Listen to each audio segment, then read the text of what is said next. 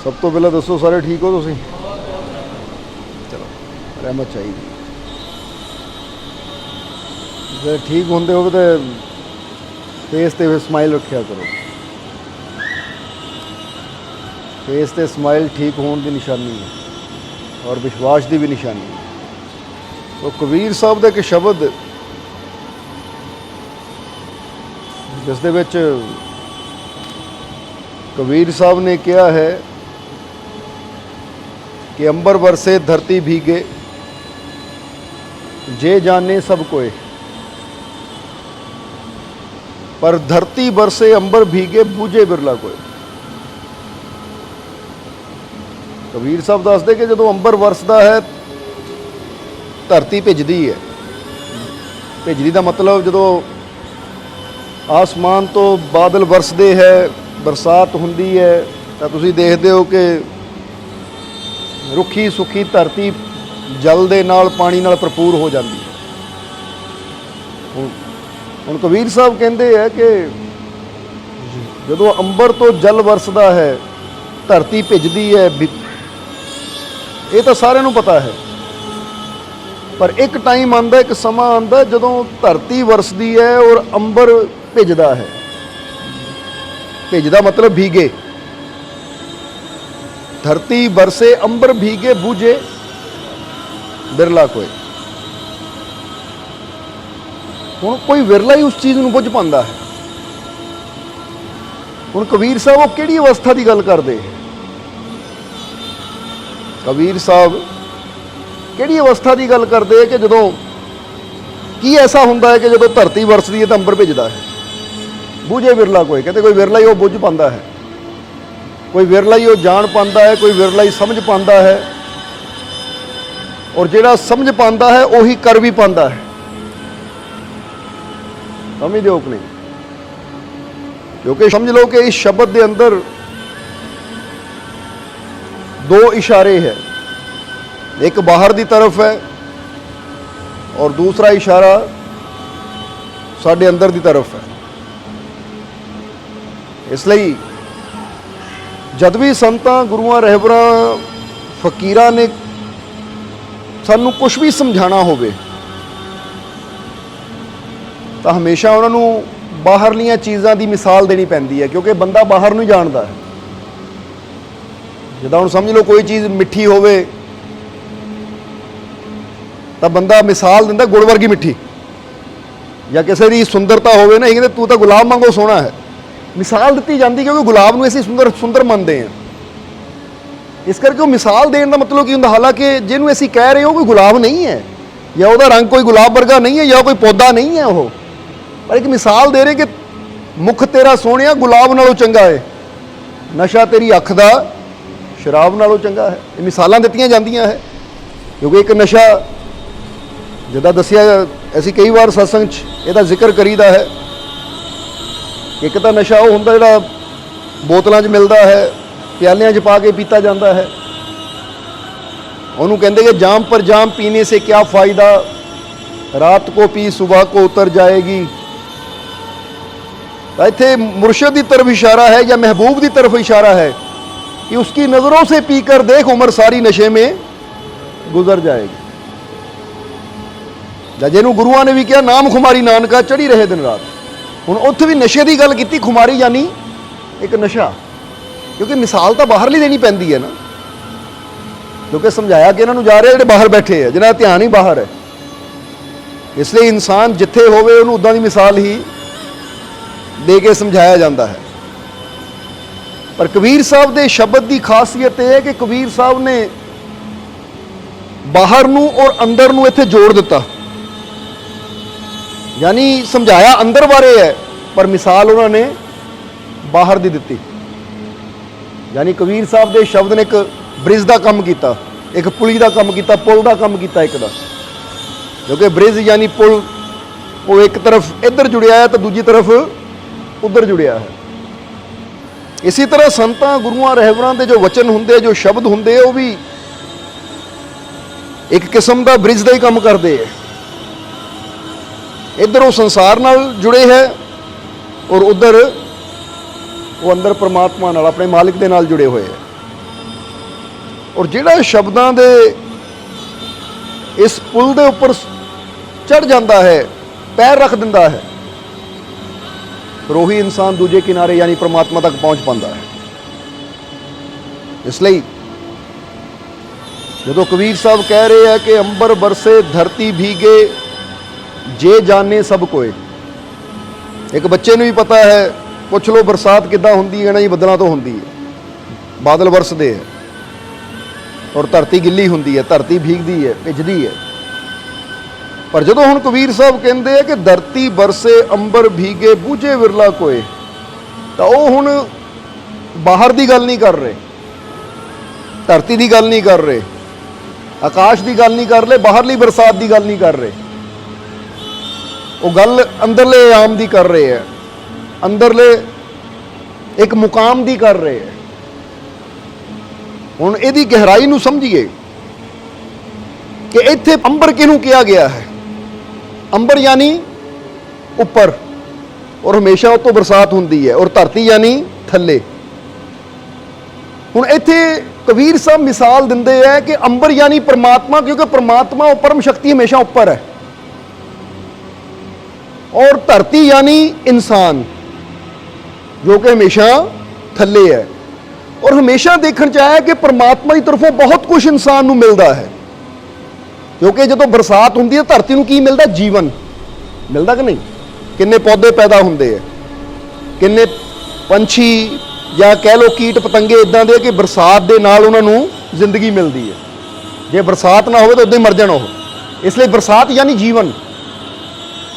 ਹੁਣ ਜਿਸ ਵੇਲੇ ਪ੍ਰਮਾਤਮਾ ਅੰਬਰ ਦੀ ਤਰ੍ਹਾਂ ਸਮਝ ਲਈਏ ਔਰ ਇਨਸਾਨ ਨੂੰ ਧਰਤੀ ਦੀ ਤਰ੍ਹਾਂ ਸਮਝ ਲਈਏ, ਹੁਣ ਇੱਥੋਂ ਜੀਵਨ ਦੀ ਬਰਸਾਤ ਹੁੰਦੀ ਹੈ, ਉਹਦੀਆਂ ਰਹਿਮਤਾਂ ਦੀ ਬਰਸਾਤ ਹੁੰਦੀ ਹੈ, ਉਹਦੀ ਦਇਆ ਦੀ ਬਰਸਾਤ ਹੁੰਦੀ ਹੈ, ਉਹਦੀ ਕਿਰਪਾ ਦੀ ਬਰਸਾਤ ਹੁੰਦੀ ਹੈ। ਅਗਰ ਇਨਸਾਨ ਆਪਣੇ ਜੀਵਨ ਨੂੰ ਦੇਖੇ ਤਾਂ ਮਾਂ ਦੇ ਗਰਭ 'ਚ ਜਦੋਂ ਬੱਚਾ ਆ ਜਾਂਦਾ ਨਾ, ਉਸ ਤੋਂ ਪਹਿਲਾਂ ਵੀ ਆਤਮਾ ਹੁੰਦੀ ਹੈ, ਉਦੋਂ ਵੀ ਆਤਮਾ ਉਹਦੀ ਰਹਿਮਤ ਨਾਲ ਹੀ ਚੱਲਦੀ ਹੈ, ਔਰ ਜਦੋਂ ਬੱਚਾ ਗਰਭ 'ਚ ਆ ਜਾਂਦਾ ਤਾਂ ਗਰਭ 'ਚ ਵੀ ਉਹੀ ਪਾਲਦਾ ਹੈ ਬੱਚੇ ਨੂੰ, ਉਹੀ ਸੰਭਾਲਦਾ ਹੈ। ਕਿਉਂਕਿ ਮਾਂ ਨੂੰ ਤਾਂ ਪਤਾ ਵੀ ਨਹੀਂ ਹੁੰਦਾ ਕਿ ਉਹਨੂੰ ਭੋਜਨ ਕਿੱਦਾਂ ਜਾ ਰਿਹਾ ਹੈ, ਉਹਨੂੰ ਪਾਣੀ ਕਿੱਥੋਂ ਜਾ ਰਿਹਾ ਹੈ, ਉਹਨੂੰ ਹਵਾ ਕਿੱਥੋਂ ਜਾ ਰਹੀ ਹੈ, ਕੀ ਮਾਂ ਨੂੰ ਪਤਾ ਹੈ? ਮਾਂ ਨੂੰ ਤਾਂ ਆਪ ਨਹੀਂ ਸਮਝ ਆਉਂਦੀ ਕਿ ਜਾ ਕਿੱਥੋਂ ਰਿਹਾ ਹੈ। ਫਿਰ ਮਾਂ ਨੂੰ ਇਹ ਵੀ ਨਹੀਂ ਪਤਾ ਕਿ ਉਹ ਇੱਕ ਛੋਟੀ ਜਿਹੀ ਪਾਣੀ ਦੀ ਬੂੰਦ ਮਾਸ ਦਾ ਲੁਥੜਾ ਕਿੱਦਾਂ ਬਣ ਜਾਂਦੀ ਹੈ, ਮਾਸ ਕਿੱਥੋਂ ਆ ਜਾਂਦਾ ਹੈ, ਫਿਰ ਉਹ ਮਾਸ ਵਿੱਚ ਹੱਡੀਆਂ ਕਿੱਥੋਂ ਪੈਦਾ ਹੋ ਜਾਂਦੀਆਂ ਹੈ, ਫਿਰ ਉਹ ਹੱਡੀਆਂ ਦੇ ਉੱਪਰ ਚਮੜੀ ਕਿੱਦਾਂ ਚੜ ਜਾਂਦੀ ਹੈ, ਫਿਰ ਉਹਦੇ ਅੰਦਰ ਉਹ ਛੋਟੀਆਂ ਹਜ਼ਾਰਾਂ ਹੀ ਨਾੜੀਆਂ ਕਿੱਦਾਂ ਬਣ ਜਾਂਦੀਆਂ ਹੈ, ਫਿਰ ਉਹਨਾਂ ਨਾੜੀਆਂ ਵਿੱਚ ਬਲੱਡ ਕਿੱਦਾਂ ਦੌੜਦਾ ਹੈ। ਮਾਂ ਨੂੰ ਇਹਦੇ ਬਾਰੇ ਕੋਈ ਪਤਾ ਹੀ ਨਹੀਂ ਹੁੰਦਾ। ਕਦੋਂ ਬੱਚੇ ਦਾ ਹਾਰਟ ਦਿਲ ਬਣਦਾ ਹੈ, ਕਦੋਂ ਬੱਚੇ ਦੀਆਂ ਅੱਖਾਂ ਬਣਦੀਆਂ, ਕਦੋਂ ਨੱਕ ਬਣਦੀ ਹੈ, ਕਦੋਂ ਹੱਥ ਪੈਰ ਆਪਣੀ ਸ਼ੇਪ ਲੈ ਲੈਂਦੇ ਆ, ਮਾਂ ਨੂੰ ਇਹਦੇ ਬਾਰੇ ਕੁਝ। ਹੁਣ ਜ਼ਰਾ ਧਿਆਨ ਦੇਣਾ। ਹੁਣ ਫਰਜ਼ ਕਰੋ ਇੱਕ ਔਰਤ ਹੈ, ਜੇ ਉਹਨੂੰ 3 ਮਹੀਨੇ ਦਾ ਗਰਭ ਹੈ, ਉਹਨੂੰ ਪੁੱਛੋ ਇਸ ਵੇਲੇ, ਜੇ ਸਕੈਨਿੰਗ ਨਾ ਕਰਾਈ ਜਾਵੇ ਤਾਂ ਪੁੱਛੋ ਇਸ ਵੇਲੇ ਤੇਰੇ ਬੱਚੇ ਦੇ ਹੱਥ ਬਣ ਗਏ, ਅੰਗ ਬਣ ਗਏ? ਉਹ ਕਹਿੰਦੇ ਮੈਨੂੰ ਨਹੀਂ ਪਤਾ ਭਾਈ, ਇਹ ਤਾਂ ਡਾਕਟਰ ਹੀ ਸਕੈਨਿੰਗ ਕਰਕੇ ਦੱਸ ਸਕਦੇ। ਹੁਣ ਇਹਦਾ ਮਤਲਬ ਬਣ ਉਹਦੇ ਅੰਦਰ ਰਿਹਾ, ਪਰ ਉਹਨੂੰ ਵੀ ਪਤਾ ਨਹੀਂ ਹੈ ਕਿ ਮੇਰੇ ਅੰਦਰ ਬਣ ਕੀ ਰਿਹਾ ਹੈ, ਲੜਕਾ ਹੈ ਲੜਕੀ ਹੈ, ਇਹਦਾ ਰੰਗ ਕੈਸਾ ਹੋਣਾ, ਰੂਪ ਕੈਸਾ ਹੋਣਾ, ਅੱਖਾਂ ਕੈਸੀਆਂ ਹੋਣੀਆਂ। ਕਿਉਂਕਿ ਕਈ ਵਾਰ ਦੇਖਣ ਚ ਆਇਆ ਕਿ ਮਾਤਾ ਪਿਤਾ ਦੀਆਂ ਅੱਖਾਂ ਦਾ ਰੰਗ ਕੁਝ ਹੋਰ ਹੁੰਦਾ ਤਾਂ ਬੱਚਾ ਜਨਮ ਲੈਂਦਾ ਹੈ, ਉਹਦੀਆਂ ਅੱਖਾਂ ਦਾ ਰੰਗ ਕੁਝ ਹੋਰ ਹੋ ਜਾਂਦਾ ਹੈ। ਸਮਝਦੇ ਹੋ? ਕਈ ਜਗ੍ਹਾ ਇਹ ਵੀ ਦੇਖਣ ਚ ਆ ਜਾਂਦਾ ਹੈ ਕਿ ਜੇ ਮਾਤਾ ਦਾ ਰੰਗ ਕਾਲਾ ਹੈ, ਕਿਉਂਕਿ ਬਾਹਰਲੇ ਦੇਸ਼ਾਂ 'ਚ ਤਾਂ ਬਹੁਤ ਦੇਖਿਆ ਹੈ ਕਿ ਜੇ ਪਿਤਾ ਦਾ ਰੰਗ ਸਫੇਦ ਹੈ ਯਾਨੀ ਪਿਤਾ ਗੋਰੀ ਚਮੜੀ ਦਾ ਹੈ ਔਰ ਮਾਤਾ ਕਾਲੀ ਚਮੜੀ ਦੀ ਕੋਈ ਅਫਰੀਕਨ ਹੈ, ਦੋਨਾਂ ਦੀ ਸ਼ਾਦੀ ਹੋ ਜਾਂਦੀ ਹੈ ਤਾਂ ਜਿਹੜਾ ਬੱਚਾ ਹੋਏਗਾ ਉਹ ਗੋਰਾ ਹੋਏਗਾ, ਹਾਲਾਂਕਿ ਪਲ ਰਿਹਾ ਹੈ ਮਾਂ ਦੇ ਗਰਭ 'ਚ, ਔਰ ਉਹਦੇ ਬਾਲ ਘੁੰਘਰਾਲੇ ਹੋਣਗੇ ਜਿੱਦਾਂ ਕਿ ਅਫਰੀਕਨਸ ਦੇ ਹੁੰਦੇ ਹੀ ਹੈ। ਯਾਨੀ ਸਮਝਾਣਾ ਅਸੀਂ ਕੀ ਚਾਹੁੰਦੇ ਹਾਂ ਕਿ ਇੱਥੋਂ ਪ੍ਰਮਾਤਮਾ ਦੀ ਰਹਿਮਤ ਦਾ ਪਤਾ ਲੱਗਦਾ ਹੈ, ਉਹਦੀ ਕਿਰਪਾ ਦਾ, ਉਹਦੀ ਕੁਦਰਤ ਦਾ ਪਤਾ ਲੱਗਦਾ ਹੈ ਕਿ ਬਣਾਉਣ ਵਾਲਾ, ਜੀਵਨ ਦੇਣ ਵਾਲਾ ਉਹ ਹੈ, ਮਾਤਾ ਪਿਤਾ ਨਹੀਂ ਹੈ। ਕਿਉਂਕਿ ਮਾਤਾ ਪਿਤਾ ਨੂੰ ਪਤਾ ਵੀ ਨਹੀਂ ਅੰਦਰ ਕੀ ਚੱਲੋ, ਤਾਂ ਜ਼ਰੀਆ ਹੈ। ਕੀ ਹੈ ਉਹ? ਇੱਕ ਜ਼ਰੀਆ ਹੈ। ਕਿਹਾ ਜਾਂਦਾ ਹੈ ਨਾ ਕਿ ਇੱਕ ਫਕੀਰ ਸੀ, ਜਦੋਂ ਉਹਨਾਂ ਦੇ ਘਰ ਇੱਕ ਬੱਚੇ ਨੇ ਜਨਮ ਲਿਆ ਤਾਂ ਉਹਨਾਂ ਦੇ ਆਪਣੇ ਘਰ ਦੇ ਵਿੱਚ ਜੋ ਉਹਨਾਂ ਦੇ ਬੜੇ ਬ੍ਰਦਰ ਸੀ, ਭਰਾ ਸੀ, ਉਹਨਾਂ ਨੂੰ ਵਧਾਈ ਦੇਣ ਆ ਗਏ, ਮੁਬਾਰਕਬਾਦ ਦੇਣ ਆ ਗਏ ਫਕੀਰ ਨੂੰ ਕਿ ਵੀ ਬਹੁਤ ਬਹੁਤ ਵਧਾਈ, बहुत बहुत मुबारकबाद, तेरे घर बेटे ने जन्म लिया है। फकीर ने ਉਹਦੇ ਵੱਲ ਦੇਖਿਆ, ਕਾਹਦੀ ਵਧਾਈ ਦੇ ਰਿਹਾ? ਉਹ ਕਹਿੰਦਾ ਭਾਈ ਬੇਟੇ ਨੇ ਜਨਮ ਲਿਆ ਹੈ, ਵਧਾਈ ਤੈਨੂੰ। ਉਹ ਕਹਿੰਦਾ ਮੈਨੂੰ ਕਿਉਂ ਵਧਾਈ ਦੇ ਰਿਹਾ ਹੈ? ਇਹ ਵਧਾਈ ਦਾ ਪਾਤਰ ਤਾਂ ਉਹ ਪ੍ਰਮਾਤਮਾ ਹੈ, ਮੈਂ ਤਾਂ ਕੀਤਾ ਹੀ ਕੁਛ ਨਹੀਂ, ਮੇਰੇ ਹੱਥ ਤਾਂ ਹੈ ਹੀ ਕੁਛ ਨਹੀਂ। ਔਰ ਮੈਨੂੰ ਤਾਂ ਇਹ ਵੀ ਪਤਾ ਨਹੀਂ ਉਹ ਕਿੱਦਾਂ ਬਣਿਆ, ਕਦੋਂ ਬਣਿਆ। ਹੁਣ ਜੇਕਰ ਫਕੀਰ ਨੇ ਸਾਰਾ ਕ੍ਰੈਡਿਟ ਕਿਹਨੂੰ ਦਿੱਤਾ? परमात्मा ਨੂੰ। ਤਾਂ ਬੰਦਾ ਉਹ ਮੇਰੇ ਪੁੱਤਰ ਨੇ ਜਨਮ ਲਿਆ, ਮੇਰੀ ਧੀ ਨੇ ਜਨਮ ਲਿਆ, ਮੈਂ ਬੱਚਿਆਂ ਦਾ ਬਾਪ ਹਾਂ। ਇਦਾਂ ਬੰਦਾ ਕਹਿੰਦਾ ਜਿੱਦਾਂ ਮੈਂ ਹੀ ਸਭ ਕੁਝ ਕੀਤਾ ਹੁੰਦਾ। ਸਮਝਦੇ ਹੋ ਕਿ ਨਹੀਂ? ਨਾ ਇੱਥੇ ਮਾਂ ਦਾ ਕੋਈ ਉਹ ਹੈ, ਕਿਉਂਕਿ ਜੇ ਮਾਂ ਦੇ ਹੱਥ 'ਚ ਹੋਵੇ ਤਾਂ ਜ਼ਰਾ ਸੋਚੋ, ਕਈ ਬੱਚੇ ਗਰਭ ਦੇ ਵਿੱਚ ਹੀ ਖਤਮ ਹੋ ਜਾਂਦੇ ਹੈ। ਉਹ ਕਿਉਂ ਹੋ ਜਾਂਦੇ? ਕਿ ਮਾਂ ਦੇ ਹੱਥ 'ਚ ਹੁੰਦਾ, ਉਹਨੂੰ ਜੀਵਨ ਦੇਣਾ ਦਾ ਕੋਈ ਪੁੱਛੇ, ਤੂੰ ਖਤਮ ਕਰ ਦਿੱਤਾ ਉਹਨੂੰ। ਕਹਿੰਦੀ ਮੈਨੂੰ ਤਾਂ ਪਤਾ ਵੀ ਨਹੀਂ ਅੰਦਰ ਕੀ ਚੱਲ ਰਿਹਾ ਹੈ। ਪਰ ਹਾਂ ਇਹ ਜ਼ਰੂਰ ਹੈ ਕਿ ਮਾਤਾ ਪਿਤਾ ਦੇ जो सोच है, जो बचन है, जो कर्म है, ਉਹਦਾ ਪ੍ਰਭਾਵ ਜ਼ਰੂਰ ਬੱਚੇ ਦੇ ਉੱਪਰ ਪੈਂਦਾ ਹੈ। ਕਿਉਂਕਿ ਇਹ ਗੱਲ ਯਾਦ ਰੱਖੋ ਕਿ ਮਾਂ ਜੋ ਖਾਂਦੀ ਹੈ ਉਹਦਾ ਅਸਰ ਵੀ ਬੱਚੇ ਨੂੰ ਜਾਂਦਾ ਹੈ, ਮਾਂ ਜੋ ਦੇਖਦੀ ਹੈ ਉਹਦਾ ਅਸਰ ਵੀ ਬੱਚੇ ਨੂੰ ਜਾਂਦਾ ਹੈ, ਮਾਂ ਜੋ ਸੁਣਦੀ ਹੈ ਉਹਦਾ ਅਸਰ ਵੀ ਬੱਚੇ ਨੂੰ ਜਾਂਦਾ, ਤਾਂ ਮਾਂ ਜੋ ਸੋਚਦੀ ਹੈ ਉਹਦਾ ਅਸਰ ਵੀ ਬੱਚੇ ਨੂੰ ਜਾਂਦਾ ਹੈ। ਇਸ ਲਈ ਤਾਂ ਹੀ ਕਿਹਾ ਜਾਂਦਾ ਹੈ ਕਿ ਜਦੋਂ ਬੱਚਾ ਮਾਂ ਦੇ ਗਰਭ 'ਚ ਹੋਵੇ ਨਾ, ਅਗਰ ਮਾਂ ਔਰ ਪਿਤਾ ਵਾਕਈ ਸਹੀ ਢੰਗ ਨਾਲ ਸਮਝ ਲੈਣ ਇਹ ਵਿਧੀ ਨੂੰ, ਤਾਂ ਜਦੋਂ ਬੱਚਾ ਜਨਮ ਲਵੇ ਨਾ, ਤਾਂ ਉਹ ਜਨਮ ਲੈਂਦੇ ਹੀ ਐਸਾ ਬਣ ਜਾਵੇ ਕਿ ਲੈ ਵੀ ਉਹਦੇ ਅੰਦਰ ਕਮੀ ਕੋਈ ਬੁਰਾਈ ਹੋਵੇ ਹੀ ਨਾ। ਸਮਝਦੇ ਹੋ? ਪਰ ਅੱਜ ਬੱਚਾ ਗਰਭ 'ਚ ਹੈ, ਮਾਂ ਕੀ ਦੇਖ ਰਹੀ ਹੈ? ਟੀਵੀ ਦੇਖ ਰਹੀ ਹੈ। ਟੀਵੀ ਤੇ ਕੀ ਚੱਲ ਰਿਹਾ ਹੈ? ਟੀਵੀ ਤੇ ਮਾਰਧਾਰ ਵਾਲੀਆਂ ਫਿਲਮਾਂ ਚੱਲ ਰਹੀਆਂ, ਡਰਾਉਣੀਆਂ ਫਿਲਮਾਂ ਚੱਲ ਰਹੀਆਂ ਹੈ, ਜਾਂ ਕੋਈ ਉੱਦਾਂ ਦੇ ਸੀਨ ਚੱਲ ਰਹੇ, ਉਹ ਮਾਂ ਦੇਖ ਦੇਖ ਕੇ ਡਰੀ ਜਾਂਦੀ ਹੈ, ਤਾਂ ਉਹਦੇ ਘਰ 'ਚ ਬੈਠਾ ਬੱਚਾ ਵੀ ਡਰੀ ਜਾਂਦਾ ਹੈ। ਉਹ ਡਰ ਤਾਂ ਉੱਥੇ ਬੈਠ ਗਿਆ ਉਹਦੇ ਅੰਦਰ। ਫਿਰ ਜਦੋਂ ਬੱਚੇ ਨੇ ਜਨਮ ਲੈਣਾ ਤਾਂ ਮਾਂ ਕਹਿੰਦੀ ਮੇਰਾ ਬੱਚਾ ਡਰਪੋਕ ਬੜਾ ਹੈ, ਇਹ ਬਹਾਦਰ ਨਹੀਂ ਹੈ, ਇਹ ਡਰਪੋਕ ਬਣਾਇਆ ਕਿ ਨਾ। ਇਸ ਲਈ ਉੱਥੇ ਚਾਹੀਦਾ ਹੈ ਕਿ ਮਾਤਾ ਦੀ ਜ਼ਿੰਮੇਵਾਰੀ ਥੋੜੀ ਜ਼ਿਆਦਾ ਹੋ ਜਾਂਦੀ ਹੈ, ਔਰ ਪਿਤਾ ਦੀ ਜ਼ਿੰਮੇਵਾਰੀ ਇਹ ਹੁੰਦੀ ਕਿ ਮਾਂ ਦੇ ਮੋਹਰੇ ਇਦਾਂ ਦੀ ਸਿਚੁਏਸ਼ਨ ਰੱਖੇ ਕਿ ਉਹ ਸਦਾ ਖੁਸ਼ ਰਵੇ ਔਰ परमात्मा ਨੂੰ ਜ਼ਿਆਦਾ ਤੋਂ ਜ਼ਿਆਦਾ ਯਾਦ ਕਰੇ, ਵਿਸ਼ਵਾਸ ਰੱਖੇ, ਨਿਡਰ ਹੋਵੇ। ਕਿਉਂਕਿ ਜਦੋਂ ਇਹ ਗੁਣ ਮਾਂ ਦੇ ਅੰਦਰ ਹੋਣਗੇ ਤਾਂ ਬੱਚੇ ਅੰਦਰ ਆਪਣੇ ਆਪ ਹੀ ਇਹ ਗੁਣ ਪੈਦਾ ਹੋ ਜਾਣਗੇ। ਇਸ ਲਈ ਮਾਤਾ ਪਿਤਾ ਦਾ ਯੋਗਦਾਨ ਹੈ, ਪਰ ਜ਼ਿੰਦਗੀ ਦੇਣ ਵਾਲਾ ਉਹ ਮਾਲਿਕ ਹੈ, ਉਹ परमात्मा ਹੈ। ਜ਼ਿੰਦਗੀ ਦੇਣ ਵਾਲਾ ਪ੍ਰਭੂ ਹੈ। ਉੱਥੇ ਮਾਤਾ ਪਿਤਾ ਦਾ ਕੋਈ ਉਹ ਨਹੀਂ ਹੈ ਕਿ ਮਾਤਾ ਪਿਤਾ ਦਾ ਮੇਰੇ ਹੱਥ 'ਚ ਹੈ। ਤਾਂ ਜੇ ਬੰਦੇ ਦੇ ਹੱਥ 'ਚ ਹੋਵੇ ਤਾਂ ਫਿਰ ਤੁਸੀਂ ਆਪ ਸੋਚੋ ਕਿ ਜੇ ਬੰਦੇ ਦੇ ਹੱਥ 'ਚ ਹੋਵੇ ਤਾਂ ਫਿਰ ਤਾਂ ਬੰਦਾ ਕਹੇ ਕੁੜੀ ਹੋਵੇ ਹੀ ਨਾ ਹੋਵੇ ਹੀ ਮੁੰਡਾ, ਮੈਨੂੰ ਮੁੰਡਾ ਹੀ ਗੋਰਾ ਚਾਹੀਦਾ ਹੈ, ਉਹਦੇ ਵਾਲ ਇਦਾਂ ਦੇ ਚਾਹੀਦੇ, ਉਹਦੀ ਅੱਖਾਂ ਇਦਾਂ ਦੀ ਚਾਹੀਦੀਆਂ। ਬੰਦੇ ਦੇ ਹੱਥ 'ਚ ਹੋ ਤਾਂ ਬੰਦਾ ਆਪਣੇ ਹਿਸਾਬ ਨਾਲ ਨਾ, ਜਿੱਦਾਂ ਟੇਲਰ ਕੋਲ ਜਾ ਕੇ ਕੱਪੜਾ ਆਪ ਤਿਆਰ ਕਰਵਾਉਂਦਾ ਹੈ, ਕਿੱਦਾਂ ਦਾ ਕੋਟ ਪੈਂਟ ਚਾਹੀਦਾ, ਇੱਥੋਂ ਟਾਈਟ ਚਾਹੀਦਾ, ਇੱਥੋਂ ਖੁੱਲਾ ਚਾਹੀਦਾ, ਇੱਥੋਂ ਇਦਾਂ ਦਾ ਹੋਵੇ, ਇੱਥੋਂ ਇਦਾਂ ਦਾ ਹੋਵੇ, ਉਹਦਾ ਆਹ ਨਕਸ਼ਾ ਹੋਵੇ, ਉਹਦਾ ਆਹ ਸਟਾਈਲ ਹੋਵੇ। ਫਿਰ ਤਾਂ ਬੱਚਿਆਂ ਨੂੰ ਵੀ ਬੰਦਾ ਜੇ ਆਪ ਬਣਾਉਂਦਾ ਹੋਵੇ ਤਾਂ ਇਦਾਂ ਦਾ ਇਹ परमात्मा ਪਹਿਲਾਂ ਹੀ ਮੇਰੇ ਬੱਚੇ ਨੂੰ 6 ਪੈਕ ਦੇ ਕੇ ਭੇਜੀ, ਉਹਦੇ ਮਸਲ ਬਣੇ ਹੋਣ, ਜਿਮ ਜਾਣ ਦੀ ਲੋੜ ਹੀ ਨਾ ਹੋਵੇ ਉਹਨੂੰ, ਐਨ ਬੱਚਾ ਕੀ ਹੋਵੇ, ਸੁਪਰ ਹੀਰੋ ਹੋਵੇ। ਇਹ ਤਾਂ ਬੰਦਾ ਪਹਿਲਾਂ ਹੀ ਸੈਟਿੰਗ ਕਰਕੇ ਉਹਦਾ ਕਰਨ ਦੀ ਕੋਸ਼ਿਸ਼ ਕਰੇ। ਇਸ ਲਈ ਇੱਥੇ ਕੁਦਰਤ ਨੇ ਸਭ ਕੁਝ ਆਪਣੇ ਹੱਥ 'ਚ ਰੱਖਿਆ ਹੈ। ਸੋ ਜੋ ਕਬੀਰ ਸਾਹਿਬ ਕਹਿੰਦੇ ਆ ਕਿ ਅੰਬਰ ਵਰਸੇ ਧਰਤੀ ਭੀਗੇ, ਜੇ ਜਾਣੇ ਸਭ ਕੋਏ, ਧਰਤੀ ਵਰਸੇ ਅੰਬਰ ਭੀਗੇ, ਬੁਝੇ ਬਿਰਲਾ ਕੋਏ। ਇਹ ਇਸ਼ਾਰਾ ਬੜਾ ਗਹਿਰਾ ਹੈ ਕਬੀਰ ਸਾਹਿਬ ਦਾ ਕਿ परमात्मा अंबर है, इंसान धरती है, और परमात्मा की तरफों हमेशा रहमतां, जीवन, खुशियां इंसान की तरफ आंदियां है। समझते हो कि नहीं? हुण अंबर तो हर वेले वरस रहा है, यानी रब दी रहमतां तो हर वेले हो रही है, उसकी कृपा तो हर वेले हो रही है, उसकी बख्शिश तो हर वेले हो रही है। वो तो सानू हर वेले जीवन दे रहा है। ये नहीं कि माँ के गर्भ च जीवन दिता तो हुण भुल गया, हुण भी साह चल रहे हैं ना, ये उसका दिता ही जीवन है। अगर देखा जाए तो हर पल वो जीवन सानू दे रहा है, हर पल उसकी तरफों। सूरज हर रोज़ निकलता है, हवावां हर रोज़ चलदियां है, फुल हर रोज़ खिलते हैं, सानू जिहड़ी चीज़ की जरूरत है हर रोज़ मिलती है या नहीं, रोटी मिलती है कि नहीं, पानी मिलता कि नहीं, ये किहदा दिता है।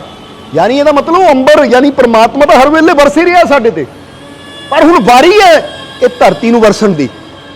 हुण वारी है साडी कि असीं अपने मालिक की खातर कुछ ऐसा करिए कि उधरों तो सब कुछ आ रहा है, हुण इधरों भी कुछ जावे, इधरों उसदा प्रेम जावे कि मेरे मालिक जे तू मैनू दे रहा है तो मैं भी तेरे नाल बहुत प्यार करदा, लै मैं अपना प्रेम तेरी तरफ भेज रहा। ਲੈ मैं अपना शुकराना तेरी तरफ भेज रहा हाँ, अपना ग्रैटिट्यूड धन्यवाद तेरी तरफ भेज रहा हाँ, ਲੈ मैं अपनी अच्छाई तेरी तरफ भेज रहा हाँ, जो तेनू खुशी देवे, जो तेनू अच्छा लगे, ਲੈ मैं अपनी वो करनी तेरी तरफ भेज रहा है, क्योंकि जो मेरे वास्ते अच्छा है वो तो तू हमेशा कर ही रहा है, बरसा ही रहा है।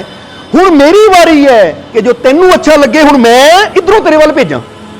ये उसी तरह है जिदा बंदा एक गिफ्ट भेजदा ना कि ਲੈ भी ਉਹਨੂੰ मेरे प्यारे ਨੂੰ गिफ्ट बड़ा पसंद है, इधरों भेजिया, हुण वारी ਉਹਦੀ है कि ਉਹਨਾਂ ਤਾਂ गिफ्ट भेज दिता, हुण तेरी वारी, तू रिटर्न गिफ्ट की दे रहा है, हुण तेरी वारी है रिटर्न कर कुछ, हुण तू इधरों भेज ताकि ਉਹਨੂੰ भी लगे कि जे मैं इसनूं जीवन दे रहा सी तो इन्हां जीवन का पूरा मुੱਲ भी मोड़िया। जिदा माता पिता कहते ना मैं तेनों जन्म दिता तू मेरी सेवा कर, वो भी अग्यों मंग रखते, डिमांड रखते, पर परमात्मा ने, प्रभु ने बनाया सब कुछ दिता पर डिमांड कोई नहीं रखी। ये साडा इश्क होना चाहिए, साडी मुहब्बत होनी चाहिए है कि मैं उसकी तरफ भेजा जो उन्होंने अच्छा लगता है। जिसलिए आप शुक्र करते हैं ना, ये जा रहा उसकी तरफ, जा रहा कि नहीं, आप कहते शुक्र है मेरे मालिक, किधर जा रहा है, उसकी तरफ ही जा रहा है। यानी हुण ये धरती भी बरस रही है, हुण धरती तरफों कुछ उपर जा रहा है। जदों असीं कोई अच्छाई करते हैं किधर जा रहा है, ਉਹਦੀ तरफ ही जा रहा है, ਉਹਦੀ तरफ खुशी जा रही है कि जे मैं इसनूं जीवन दिता सी, मैं इसनूं पैदा कीता सी, तो वाकई जिस मकसद वास्ते इसनूं पैदा कीता सी मकसद ये पूरा कर रहा, मैनूं खुशी है कि मैं इनूं जीवन दिता। तुसीं अपनी अच्छाई दे नाल, अपनी सच्चाई दे नाल, अपनी सेवा दे नाल, जिद्दां कहंदे रब दी खातर सिमरन भी करो, रब दी खातर सेवा भी करो। जदों कुछ भी असीं अपने मालिक दी खातर करदे तां समझ लो ये मैं ਉਹਨੂੰ भेज रहा, हुंदा कि नहीं। ਹੁਣ ਜੇ ਬੰਦਾ ਕਹਿੰਦਾ ਨਾ ਆ मैं दान कर रहा रब की खातर, तो वह रब की खातर किया उसकी तरफ जाना है। तो जे मैं दान कर रहा दुनिया को दिखाने की खातर कि मेरी फोटो अखबारों आ जाए, मेरी न्यूज़ टीवी पर आ जाए, तो फिर ये रब की तरफ नहीं जाना, ये किधर जाना है, ये तो फिर दुनिया पर रह गया। समझ आ रही है। इसलिए कबीर साहब कहते इस अवस्था को कोई विरला बुझ पाता है, कोई विरला जान पाता है, कोई विरला समझ पाता है इस अवस्था को कि अंबर तो हर वेले वरस ही रहा है, वो तो साडी खातर सब कुछ कर रहा है, पर सोच मैं अपने मालिक की खातर, अपने रब की खातर की करना। मैं मंगदा उहदे कोलों सब कुछ हाँ, चाहता उहदे कोलों सब कुछ हाँ, पर मैं उहदी खातर की करना। जदों मेरी करन दी वारी आती है तो उदों मैं पिछे हो जाता हाँ, तो उहदे कोलों मैं चाहता है कि 24 घंटे करी जाए बस। समझ आ रही है। इसलिए इत्थे ये इशारे नूं समझना है, अपनी लाइफ नूं ऐसा बनाओ, अपनी जिंदगी नूं ऐसा बनाओ कि मैं इहदे च अपने मालिक दा शुक्र भी करा, धन्नवाद भी हर हालत में मैं करता चला जावां, और अपने मालिक नाल प्यार भी करा, अपने मालिक दी बंदगी भी करा, यानी जिन्ना हो सके उन्होंने याद करा, उहदी याद विच बैठा। और उहदी याद विच बैठण दा मतलब तो यही है कि मैडिटेशन करिए, ध्यान करिए, क्योंकि जो असीं अखां बंद करके अंदर जुड़ते हैं तो ये समझ लो उहदे नाल ही जुड़ रहे हैं असीं, क्योंकि उही तो है अंदर, अंदर तू ते बाहर तू, रोम रोम विच तू, कहे हुसैन फकीर साईं दा मैं नहीं बस तू। इसलिए ये थोड़ा विचार करना है। इनू कबीर साहब ने कहा बूझे विरला कोई, कि इस चीज़ नू कोई विरला बुझ पाता है।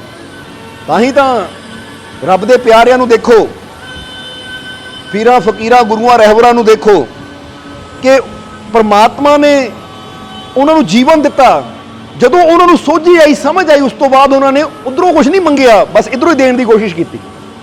जे जीवन से दुख भी आया तो भी उन्होंने इधरों ही भेजिया, शुक्र है। ये नहीं किया रब्बा मेरे ते दुख आ गया तू अपनी रहमत भेज, वो कहते इच भी तेरा शुक्र। यानी समझ आ गई कि इधरों ही भेजना, जो भेजना अपने मालिक की तरफ, उधरों कुछ नहीं मंगना। हाँ वो आप जो दे रहा वो काफ़ी है, क्योंकि हर रोज़ जिदा दसिया श्वास मिल रहे है, जीण वास्ते ठंडी हवा चल रही है, ये ऐसी ऑक्सीजन सानू मिल रही है, ये कौन देने वाला है? सूरज का प्रकाश मिल रहा है, धरती तो कितना कुछ असी लै रहे हैं, या पूरे वातावरण च असी जिथे जी रहे हैं कितना कुछ वो रब सानू दे रहा है। मंगण की तो लोड़ ही नहीं सानू, क्योंकि जो साडे जीवन वास्ते जरूरी है वो सानू मिलता ही जा रहा है। हमेशा याद रखो जो जरूरी है वो सानू मंगण की लोड़ नहीं, अपने आप मिल रहा है। मंगदा बंदा उही जो इच्छावां होंदियां है, समझ दो कि नहीं। जिहड़ी चीज़ सानू मंगनी पवे समझ लो साडी इच्छा है, ये साडी ਇੱਛਾ ਹੈ। ਇਸ ਲਈ ਇਹ ਵੀ ਉੱਤੇ ਛੱਡੋ ਕਿ ਜੇ ਮੇਰੇ ਜੀਵਨ 'ਚ ਇਹਦੀ ਜ਼ਰੂਰਤ ਹੋਈ ਤਾਂ ਰੱਬ ਨੇ ਆਪ ਹੀ ਦੇ ਦੇਣੀ, ਮੰਗਣ ਦੀ ਵੀ ਲੋੜ ਕੀ ਹੈ, ਕਿਉਂਕਿ ਉਹ ਮੇਰਾ ਬਾਪ ਇੰਨਾ ਸਮਝਦਾਰ ਹੈ ਕਿ ਉਹਨੂੰ ਪਤਾ ਹੈ ਕਿ ਮੇਰੇ ਬੱਚੇ ਵਾਸਤੇ ਕੀ ਜ਼ਰੂਰੀ ਹੈ।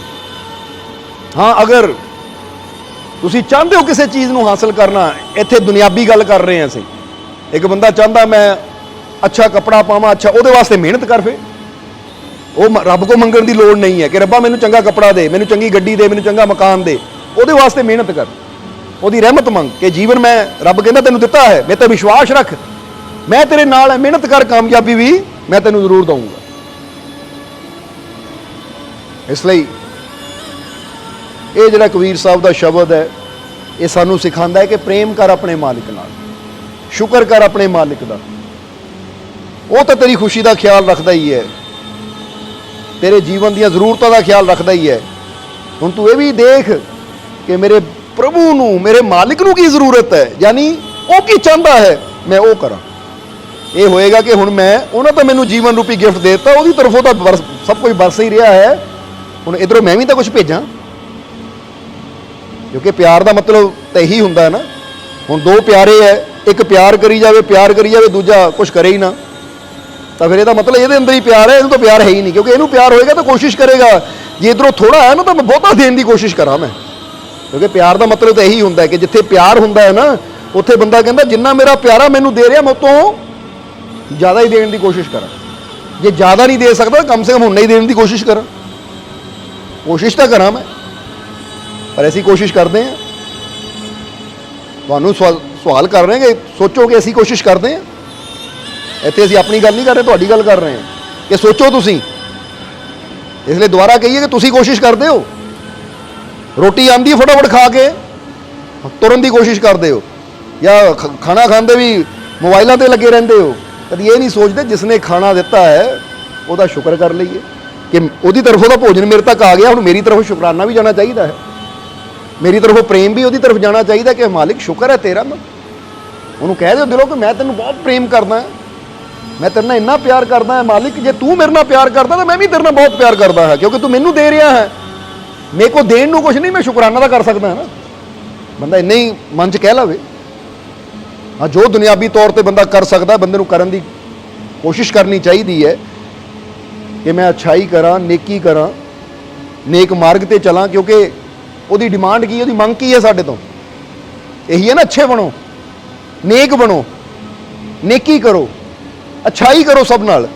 ਤਾਂ ਕੀ ਅਸੀਂ ਇਹ ਮੰਗ ਉਹਦੀ ਪੂਰੀ ਨਹੀਂ ਕਰ ਸਕਦੇ? ਇੱਧਰੋਂ ਇਹੀ ਭੇਜੀਏ ਕਮ ਸੇ ਕਮ ਉਹਨੂੰ ਕਿ ਲੈ ਮੇਰੇ ਮਾਲਿਕ, ਮੈਂ ਆਪਣੀ ਅੱਛਾਈ ਤੈਨੂੰ ਭੇਜ ਰਿਹਾ ਹਾਂ, ਆਪਣੀ ਤਰਫੋਂ पूरी कोशिश कर रहे हैं कि जो तुझे पसंद आए वही रूप मैं बना लूं, मेरी जिंदगी के मालिक तेरा हुक्म कैसे टालूं। कि मैं इन्नी तो कोशिश कर सकता कि जेड़ा मेरे मालिक नूं रूप पसंद है मैं वो तो बनाने की कोशिश करा। ये प्यार है तो कोशिश बंदा फिर करता है, गल याद रखनी हमेशा। समझते हो कि नहीं? इत्थे एक लड़के लड़की की गल लै लो, औरत मर्द की गल लै लो, जे दोनों 'च प्यार हो जाए ना, किते औरत कह दे बंदे नूं तेरे ते आ कपड़ा बड़ा चंगा लगता है, या बंदा औरत नूं कह दे आ रंग तेरे ते बड़ा वधिया लगता है, तो बंदे ने उही कोशिश करनी कि जदों मिलण जावां तो उदां दे कपड़े पा के जावां, उही रंग दे पा के जावां, क्योंकि मेरे प्यारे नूं पसंद है। समझते हो कि नहीं? ये उदाहरण दे रहे हैं असीं, क्योंकि औरत की भी कोशिश होनी जे बंदे नूं आ मेरे प्यारे नूं आ रंग पसंद है, उही पा के जावां। समझते हो? ये प्यार का मतलब की है? इत्थों ही पता लगता है कि जदों असीं अपने प्यारे नूं खुश करने की कोशिश करते हैं तो इसदा मतलब प्यार है। तो जे असीं वो कर्म ही नहीं करते कि मेरा प्यारा खुश है, तो बाहरों जिन्ना मर्जी असीं रोला पाई जाइए बहुत प्यार है बहुत प्यार, वो दिखावा ही है, फिर वो सच्चाई नहीं है। क्योंकि प्यार जुबान तो नहीं, साडियां हरकतां तो, साडी करनी तो पता लगता कि है या नहीं है। समझते हो? हुण कोई तुहाडे सामने खड़ा होवे, आई लव यू, हाँ आई लव यू, चपेड़ मारो, तेन बहुत प्यार करता, लै जिदा कहते ना नत्थू लाल आया घर, किसी गल तो घर लड़ाई हो गई, गुस्से जाके जोर ना चपेड़ मारी, जो देखा जोर ना बज गई तो घर वाली ने कहा मैंने थप्पड़ मारे उसी। नत्थू लाल कहता देख मैं तेन प्यार बहुत करता है, इसलिए ये भी मेरा प्यार ही है। ਜਦੋਂ ਸੁਣਿਆ ਤਾਂ ਘਰ ਵਾਲੀ ਉੱਠ ਕੇ 2 ਚਪੇੜਾਂ ਮਾਰੀਆਂ ਨੱਥੂ ਲਾਲ ਦੇ, ਕਹਿੰਦੀ ਵੇ ਤੁਸੀਂ ਕੀ ਸੋਚਦੇ ਮੈਂ ਘੱਟ ਕਰਦੀ ਆ, ਮੈਂ ਤੁਹਾਡੇ ਤੋਂ ਦੁੱਗਣਾ ਕਰਦੀ ਆ ਤੁਹਾਨੂੰ। ਜੇ ਇਹੀ ਪਿਆਰ ਦੀ ਨਿਸ਼ਾਨੀ ਹੈ ਤਾਂ ਦੁੱਗਣਾ ਹੈ ਮੇਰਾ। ਹੁਣ ਇਹਨੂੰ ਤੁਸੀਂ ਪਿਆਰ ਕਹੋਗੇ? ਪਿਆਰ ਦੇ ਵਿੱਚ ਤਾਂ ਕੀ ਹੁੰਦਾ ਹੈ ਕਿ ਬੰਦਾ ਸੋਚੇਗਾ ਹੀ ਨਹੀਂ ਕਿ ਮੇਰੇ ਪਿਆਰੇ ਨੂੰ ਮਾੜਾ ਜਿਹਾ ਦੁੱਖ ਵੀ ਆਵੇ, ਮਾੜੀ ਜਿਹੀ ਪੀੜਾ ਵੀ ਆਵੇ, ਕੰਡਾ ਵੀ ਨਾ ਲੱਗੇ ਮੇਰੇ ਪਿਆਰੇ ਨੂੰ। ਜਿੱਦਾਂ ਕਹਿੰਦਾ ਤੇਰੀ ਆਈ ਮੈਂ ਮਰ ਜਾ ਤੇਰਾ ਬਾਲ ਵਿੰਗਾ ਨਾ ਹੋਵੇ। ਜਾਂ ਇੱਕ ਕਵਾਲੀ ਵੀ ਬੜੀ ਪਿਆਰੀ ਹੈ, ਨਿਤ ਖੈਰ ਮੰਗਾ ਸੋਹਣਿਆ ਮੈਂ ਤੇਰੀ ਦੁਆ ਨਾ ਕੋਈ ਹੋਰ ਮੰਗਦੀ। ਪਿਆਰ ਵਾਲੇ ਤਾਂ ਖੈਰ ਮੰਗਦੇ ਐ, ਉਹ ਇਦਾਂ ਨਹੀਂ ਕਰਦੇ ਕਿ ਬਾਹਰੋਂ ਪਿਆਰ ਦੀਆਂ ਗੱਲਾਂ ਦਾ ਕੰਮ ਉਹ ਕਰਨੇ ਦਿਲ ਤੋੜਨ ਵਾਲੇ। ਕਈ ਵਾਰ ਸਾਨੂੰ ਵੀ ਬੜੀ ਉਹ ਦੇਖ ਕੇ ਹੈਰਾਨੀ ਹੁੰਦੀ ਹੈ ਕਿ ਜਿਹੜੇ ਜੀਵ ਸਾਨੂੰ ਕਹਿੰਦੇ ਨਾ ਮੈਂ ਤੁਹਾਨੂੰ ਬਹੁਤ ਪਿਆਰ ਕਰਦਾ, ਉਹ ਕਰਮ ਇਦਾਂ ਦੇ ਕਰਨਗੇ ਸਾਡੇ ਦਿਲ ਨੂੰ ਤਕਲੀਫ ਹੋਏਗੀ। ਤੇ ਅਸੀਂ ਤਾਂ ਕਦੀ ਚਾਹੇ ਹੀ ਨਹੀਂ ਕਿੱਦਾਂ ਦਾ ਕੰਮ ਤੁਸੀਂ ਕਰੋ। ਕਿ ਤੁਸੀਂ ਜ਼ੁਬਾਨ ਤੋਂ ਕੀ ਕਹਿ ਰਹੇ ਹੋ? ਮਾਲਕੋ ਅਸੀਂ ਤੁਹਾਨੂੰ ਬਹੁਤ ਪਿਆਰ ਕਰਦੇ ਆ, ਤੁਹਾਨੂੰ ਬਹੁਤ ਮੁਹੱਬਤ ਕਰਦੇ ਆ, ਪਰ ਕਰਮ ਉਹਨਾਂ ਦੇ ਸਾਬਿਤ ਕਰ ਰਹੇ ਆ ਕਿ ਇਹ ਪਿਆਰ ਸਿਰਫ ਜ਼ੁਬਾਨੀ ਹੈ। ਮਾਲਕਾਂ ਦਿਲ ਨੂੰ ਖੁਸ਼ ਕਰਨ ਦੀ ਤਾਂ ਕੋਸ਼ਿਸ਼ ਕੀਤੀ ਨਹੀਂ ਇਹਨਾਂ ਨੇ। ਕਿਉਂਕਿ ਜਿਹੜਾ ਪਿਆਰ ਕਰੇਗਾ ਨਾ ਉਹ ਬੋਲੇ ਬੇਸ਼ੱਕ ਨਾ, ਪਰ ਕਰਮ ਉਹ ਜ਼ਰੂਰ ਕਰੇਗਾ ਜਿਹ 'ਚ ਮਾਲਕਾਂ ਨੂੰ, ਮੁਰਸ਼ਿਦ ਨੂੰ, ਸਤਿਗੁਰੂ ਨੂੰ ਖੁਸ਼ੀ ਮਿਲੇ। ਇਸ ਲਈ ਸਾਡੀ ਕਰਨੀ ਤੋਂ ਸਾਡੇ ਪ੍ਰੇਮ ਦਾ ਪਤਾ ਲੱਗਦਾ ਹੈ। ਜ਼ੁਬਾਨਾਂ ਤੋਂ ਤਾਂ ਜੋ ਮਰਜ਼ੀ ਬੋਲੀ ਜਾਵੇ ਬੰਦਾ ਹੈ, ਸਮਝਦੇ ਹੋ ਕਿ ਨਹੀਂ? ਜ਼ੁਬਾਨ ਦਾ ਕੀ ਹੈ? ਜ਼ੁਬਾਨ ਤੋਂ ਜੋ ਮਰਜ਼ੀ ਬੋਲੀ ਜਾਓ। ਇੱਕ ਕਵੀ ਰਾਜੇ ਦੇ ਦਰਬਾਰ 'ਚ ਗਿਆ, ਕਵੀ ਆਇਆ, ਕਵੀ ਨੇ ਕੁਛ ਰਾਜੇ ਦੀ ਤਾਰੀਫ ਵਿੱਚ ਕਵਿਤਾਵਾਂ ਬੋਲੀਆਂ, ਕੋਈ ਸ਼ੇਰ ਬੋਲੇ। ਰਾਜਾ ਬੜਾ ਖੁਸ਼ ਹੋਇਆ, ਬੜਾ ਖੁਸ਼ ਹੋਇਆ, ਕਹਿੰਦਾ ਤੈਨੂੰ 1 ਕਰੋੜ ਸੋਨੇ ਦੀ ਮੋਹਰ ਦਿੱਤੀ ਜਾਏਗੀ। ਕਵੀ ਬੜਾ ਖੁਸ਼। 1 ਕਰੋੜ ਸੋਨੇ ਦੀ ਮੋਹਰ ਕੋਈ ਥੋੜੀ ਹੁੰਦੀ ਹੈ, ਨਹੀਂ ਤੇ ਪੀੜ੍ਹੀਆਂ ਨੂੰ ਕੁਛ ਕਰਨ ਦੀ ਲੋੜ ਨਹੀਂ। ਹੁਣ ਕਵੀ ਬਹਿ ਗਿਆ ਇੰਤਜ਼ਾਰ ਵਿੱਚ ਕਿ ਕਦੋਂ 1 ਕਰੋੜ ਸੋਨੇ ਦੀ ਮੋਹਰ ਮਿਲੇਗੀ ਮੈਨੂੰ। ਹੁਣ 15 ਮਿੰਟ ਹੋਏ, ਅੱਧਾ ਘੰਟਾ ਹੋਇਆ, ਘੰਟਾ ਹੋਇਆ, ਸਭਾ ਖਤਮ ਹੋਣ ਦਾ ਟਾਈਮ ਆ ਗਿਆ। ਰਾਜਾ ਉੱਠਣ ਲੱਗਾ ਤਾਂ ਕਵੀ ਆਇਆ, ਕਹਿੰਦਾ ਮਹਾਰਾਜ ਤੁਸੀਂ ਭੁੱਲ ਤਾਂ ਨਹੀਂ ਗਏ, ਮੈਂ ਤੁਹਾਨੂੰ ਕਵਿਤਾ ਸੁਣਾਈਆਂ, ਤੁਸੀਂ ਖੁਸ਼ ਹੋ ਕੇ ਕਿਹਾ ਤੈਨੂੰ 1 ਕਰੋੜ ਸੋਨੇ ਦੀ ਮੋਹਰ ਦੇਣ ਮੈਂ ਦਊਂਗਾ, ਔਰ ਹੁਣ ਤੁਸੀਂ ਉੱਠ ਕੇ ਜਾ ਰਹੇ ਹੋ, ਉਹ ਮੋਹਰ ਦੇਣੀ ਕਦੋਂ ਹੈ? ਰਾਜਾ ਕਹਿੰਦਾ ਕਿਹੜੀ ਮੋਹਰ? ਉਹ ਕਹਿੰਦੇ ਕਰੋੜ ਮੋਹਰ ਤਾਂ ਤੁਸੀਂ ਕਿਹਾ ਸੀ ਇਸ ਭਰੀ ਸਭਾ ਦੇ ਵਿੱਚ। ਉਹ ਰਾਜਾ ਕਹਿੰਦਾ ਗੱਲ ਸੁਣ, ਤੂੰ ਕੀ ਕੀਤਾ? ਕਹਿੰਦਾ ਜੀ ਮੈਂ ਸ਼ਬਦ ਸੁਣਾਏ, ਤੁਹਾਡੀ ਤਾਰੀਫ ਕੀਤੀ, ਤੁਹਾਨੂੰ ਖੁਸ਼ ਕੀਤਾ। ਕਹਿੰਦੇ ਵੀ ਅਸੀਂ ਤੈਨੂੰ ਖੁਸ਼ ਕਰ ਦਿੱਤਾ, ਤੂੰ ਆਪਣੇ ਸ਼ਬਦਾਂ ਨੇ ਮੈਨੂੰ ਖੁਸ਼ ਕੀਤਾ। ਹੁਣ ਮੇਰੇ ਕੋਲ ਕਵਿਤਾ ਤਾਂ ਹੈ ਨਹੀਂ ਸੀ, ਪਰ ਜਿਹੜੇ ਸ਼ਬਦ ਮੈਂ ਬੋਲ ਕੇ ਤੈਨੂੰ ਖੁਸ਼ ਕਰ ਸਕਦਾ ਸੀ, ਮੈਂ ਉਹ ਸ਼ਬਦ ਬੋਲ ਕੇ ਤੈਨੂੰ ਖੁਸ਼ ਕਰ ਦਿੱਤਾ। ਇੱਥੇ ਮੋਹਰਾਂ ਦੀ ਗੱਲ ਹੀ ਕੋਈ ਨਹੀਂ ਹੋਈ ਸੀ, ਕਿਉਂਕਿ ਤੇਰੇ ਵੀ ਸ਼ਬਦ ਸੀ। ਰਾਜਾ ਇਦਾਂ, ਰਾਜਾ ਇਦਾਂ, ਰਾਜੇ ਦੀ ਸ਼ਾਨ ਇਦਾਂ, ਤੂੰ ਸ਼ਬਦਾਂ 'ਚ ਮੈਨੂੰ ਖੁਸ਼ ਕੀਤਾ ਤਾਂ ਐਸੀ ਸ਼ਬਦਾਂ 'ਚ ਤੈਨੂੰ ਖੁਸ਼ ਕਰ ਦਿੱਤਾ। ਹਿਸਾਬ ਬਰਾਬਰ ਹੋ ਗਿਆ। ਹੁਣ ਤੂੰ ਚੱਲ, ਮੈਂ ਆਪਣੇ ਘਰ ਚਲਾਂ, ਯਾਨੀ ਆਪਣੇ ਸ਼ੈਨਕਕਸ਼ ਚਲਾ, ਤੂੰ ਆਪਣੇ ਘਰ ਜਾ। ਕਵੀ ਦੇਖਦਾ ਰਹਿ ਗਿਆ। ਹੁਣ ਰਾਜੇ ਨੂੰ ਕੁਛ ਕਹਿ ਵੀ ਨਹੀਂ ਸਕਦਾ ਸੀ। ਗੱਲ ਤਾਂ ਇਹੀ ਹੈ ਨਾ, ਵਾਕਈ ਸੱਚਾਈ ਹੈ ਇਹ। ਅੱਜ ਇਨਸਾਨ ਸ਼ਬਦਾਂ 'ਚ ਤਾਂ ਬਹੁਤ ਖੁਸ਼ ਕਰਨ ਦੀ ਕੋਸ਼ਿਸ਼ ਕਰਦਾ, ਬੜੇ ਸ਼ੇਰ ਲਿਖ ਦੇਗਾ, ਬੜੀਆਂ ਤਾਰੀਫਾਂ ਲਿਖ ਦੇਗਾ, ਬੜੇ ਸੌਂਗ ਲਿਖ ਦੇਗਾ ਰੱਬ ਦੇ ਬਾਰੇ, ਮੁਰਸ਼ਿਦ ਬਾਰੇ, ਗੁਰੂ ਬਾਰੇ, ਪਰ ਜਦੋਂ ਕਰਨੀ ਦੀ ਵਾਰੀ ਆਏਗੀ ਤਾਂ ਉਹੀ ਹੋਣਾ। ਫਿਰ ਜੇ ਢੋਲ ਵੱਜਦਾ ਤਾਂ ਬਹੁਤ ਅੰਦਰੋਂ ਖਾਲੀ ਹੁੰਦਾ, ਆਵਾਜ਼ ਤਾਂ ਬਹੁਤ ਆਉਂਦੀ ਪਰ ਅੰਦਰੋਂ ਖਾਲੀ। ਜਾਂ ਗਵਾਰਾ ਆ ਮਾੜਿਆ ਹੋਇਆ ਤਾਂ ਹਵਾ ਨਿਕਲ ਗਈ। ਇੱਦਾਂ ਹੀ ਇਨਸਾਨ ਜਿਹੜਾ ਹੁੰਦਾ ਹੈ ਕਿ ਜ਼ੁਬਾਨੋਂ ਤਾਂ ਬਹੁਤ ਗੱਲਾਂ ਕਰਦਾ ਹੈ, ਪਰ ਕਰਨੀ ਨਾ ਹੋਵੇ ਤਾਂ ਸਾਡੀਆਂ ਜ਼ੁਬਾਨੀ ਦਾਅਵੇ ਸਾਰੇ ਪਖੰਡ ਹੈ, ਸਾਡੇ ਜ਼ੁਬਾਨੀ ਦਾਅਵੇ ਸਾਰੇ ਝੂਠ ਹੈ। ਕਿਉਂਕਿ ਜਿਹੜੇ ਸੱਚੇ ਆਸ਼ਿਕ ਹੁੰਦੇ ਆ ਨਾ, ਜੇ ਉਹ ਜ਼ੁਬਾਨ ਤੋਂ ਕਹਿੰਦੇ ਆ ਕਿ ਅਸੀਂ ਆਪਣੇ ਮਾਲਿਕ ਨਾਲ ਪਿਆਰ ਕਰਦੇ, ਆਪਣੇ ਮੁਰਸ਼ਿਦ ਨਾਲ ਪਿਆਰ ਕਰਦੇ ਆ, ਤਾਂ ਦਿਲ ਵੀ ਉਹਨਾਂ ਦਾ ਇਦਾਂ ਦਾ ਹੁੰਦਾ ਹੈ ਕਿ ਮੈਂ ਹੁਣ ਇਦਾਂ ਦੀ ਜ਼ਿੰਦਗੀ ਭਰ ਵਾਸਤੇ ਕੋਈ ਗੱਲ ਨਹੀਂ ਕਰਨੀ, ਕੋਈ ਕਰਮ ਨਹੀਂ ਕਰਨਾ ਜਿਹੜਾ ਮੇਰੇ ਮੁਰਸ਼ਿਦ ਦਾ ਦਿਲ ਦੁਖੇ। ਪਰ ਆਪਣੇ ਈਗੋ ਨੂੰ, ਆਪਣੇ ਹੰਕਾਰ ਨੂੰ ਬਚਾਉਣ ਦੀ ਖਾਤਰ ਬੰਦਾ ਮੁਰਸ਼ਿਦ ਦੇ ਦਿਲ ਨੂੰ, ਗੁਰੂ ਦੇ ਦਿਲ ਨੂੰ ਦੁਖਾ ਦਿੰਦਾ ਹੈ। ਸਮਝਦੇ ਹੋ ਕਿ ਨਹੀਂ? ਹੁਣ ਬਾਹਰ ਕਿਸੇ ਨੂੰ ਕੁਝ ਕਹਿ ਦੇਵੇ ਲੜ ਪੈਣਾ, ਇਹ ਨਹੀਂ ਸੋਚਣਾ ਲੜਾਈ ਦਾ ਮਾਲਕਾਂ ਨੂੰ ਪਤਾ ਲੱਗੇਗਾ, ਦਿਲ ਦੁਖੇਗਾ ਕਿ ਨਹੀਂ ਉਹਨਾਂ ਦਾ ਕਿ ਸਾਡੇ ਬੱਚੇ ਲੜ ਰਹੇ ਹੈ। ਉੱਥੇ ਆਪਣੇ ਆਪ ਨੂੰ ਸ਼ਾਂਤ ਨਹੀਂ ਕਰਨਾ, ਆਪਣੀ ਈਗੋ ਨੂੰ ਠੰਡਾ ਨਹੀਂ ਕਰਨਾ, ਬਸ ਬਹਿਸ ਪੈਣਾ। ਸਮਝਦੇ ਹੋ? ਇਦਾਂ ਦਾ ਇਨਸਾਨ ਇਹ ਸਿਰਫ ਜਿੱਦਾਂ ਪਹਿਲਾਂ ਦੱਸਿਆ ਢੋਲ ਦੀ ਤਰ੍ਹਾਂ ਹੈ, ਵੱਜਦਾ ਬਹੁਤ ਹੈ ਪਰ ਅੰਦਰ ਕੁਝ ਵੀ ਹੈ ਨਹੀਂ। ਜਿਹੜਾ ਵਾਕਈ ਚਾਹੇਗਾ ਮੇਰਾ ਮਾਲਿਕ ਖੁਸ਼ ਹੋਵੇ ਨਾ, ਕੋਈ ਉਹਦੇ ਚਪੇੜ ਵੀ ਮਾਰ ਦੇਗਾ, ਪੱਥਰ ਵੀ ਮਾਰ ਦੇਗਾ, ਉਹ ਕਹੇਗਾ ਮੈਂ ਸ਼ਾਂਤ ਰਹਿਣਾ ਭਾਈ। ਕਿਉਂਕਿ ਜਦੋਂ ਮਾਲਕਾਂ ਨੂੰ ਪਤਾ ਲੱਗੇਗਾ, ਇੱਕ ਗੱਲ ਯਾਦ ਰੱਖੋ, ਸਬਰ ਕਰਨ ਵਾਲੇ ਦੀ ਇੱਜ਼ਤ ਕਦੀ ਘਟਦੀ ਨਹੀਂ ਹੈ। ਸਬਰ ਕਰਨ ਵਾਲੇ ਦੀ ਇੱਜ਼ਤ ਹਮੇਸ਼ਾ ਵੱਧਦੀ ਹੈ। ਮਾਫ ਕਰਨ ਵਾਲੇ ਦੀ ਇੱਜ਼ਤ ਕਦੀ ਘਟਦੀ ਨਹੀਂ ਹੈ, ਮਾਫ ਕਰਨ ਵਾਲੇ ਦੀ ਇੱਜ਼ਤ ਹਮੇਸ਼ਾ ਵੱਧਦੀ ਹੈ। ਪਰ ਇੱਥੇ ਬੰਦਾ ਉਲਟਾ ਸੋਚਦਾ ਹੈ, ਉਹਨਾਂ ਮੈਨੂੰ ਕੁਝ ਕਿਹਾ, ਅੱਗੇ ਮੈਂ ਜਵਾਬ ਨਾ ਦਿੱਤਾ ਤਾਂ ਮੇਰੀ ਬੇਇੱਜ਼ਤੀ ਹੋ ਜਾਣੀ ਹੈ। ਉਹ ਦੁਨੀਆ 'ਚ ਇੱਜ਼ਤ ਬਣਾਈ ਜਾਂਦੇ ਹੋ ਤਾਂ ਰੱਬ ਦੇ ਘਰ ਇੱਜ਼ਤ ਮੁਰਸ਼ਿਦ ਦੇ ਦਿਲਾਂ 'ਚ ਗਵਾਈ ਜਾਂਦੇ ਹੋ। ਸੋ ਦੁਨੀਆ 'ਚ ਇੱਜ਼ਤ ਕਿਹਦੇ ਅੱਗੇ ਬਣਾ ਰਹੇ ਹੋ ਤੁਸੀਂ? ਫਰਜ਼ ਕਰੋ ਦੋ ਬੰਦੇ ਖੜੇ ਆ, ਉਹਨਾਂ ਮੂਹਰੇ ਕਿਸੇ ਨੇ ਤੁਹਾਨੂੰ ਬੁਰਾ ਬੋਲ ਦਿੱਤਾ, ਉਹ ਦੋ ਬੰਦੇ ਕੀ ਕਹਿਣਗੇ? ਹੁਣ ਮੈਂ ਜਵਾਬ ਦੇਵਾਂ, ਮੇਰੀ ਇੱਜ਼ਤ ਬਣਨੀ ਹੈ। ਫਿਰ ਉਹ ਦੋਵਾਂ ਦੀ ਨਜ਼ਰਾਂ ਇੱਜ਼ਤ ਬਣਾ ਲਈ ਤਾਂ ਦੋਵਾਂ ਨੇ ਕਿਹੜਾ ਇਨਾਮ ਦੇ ਦੇਣਾ ਤੁਹਾਨੂੰ? ਮੈਡਲ ਗੱਲ 'ਚ ਪਾ ਦੇਣਾ ਤੁਹਾਡੇ ਗੱਲ, ਵੀ ਮੇਰੇ ਸਾਹਮਣੇ ਉਹਨਾਂ ਤਨੇ ਗਾਲ ਕੱਢੀ, 10 ਕਰ ਦਿੱਤੀਆਂ, ਆ ਲੈ ਮੇਰੇ ਵੱਲੋਂ ਮੈਡਲ ਲੈ ਲੈ, ਆ ਮੇਰੇ ਵੱਲੋਂ ਟਰੋਫੀ ਲੈ ਲੈ, ਤੇਰੀ ਇੱਜ਼ਤ ਬਣ ਗਈ ਮੇਰੀਆਂ ਨਜ਼ਰਾਂ 'ਚ।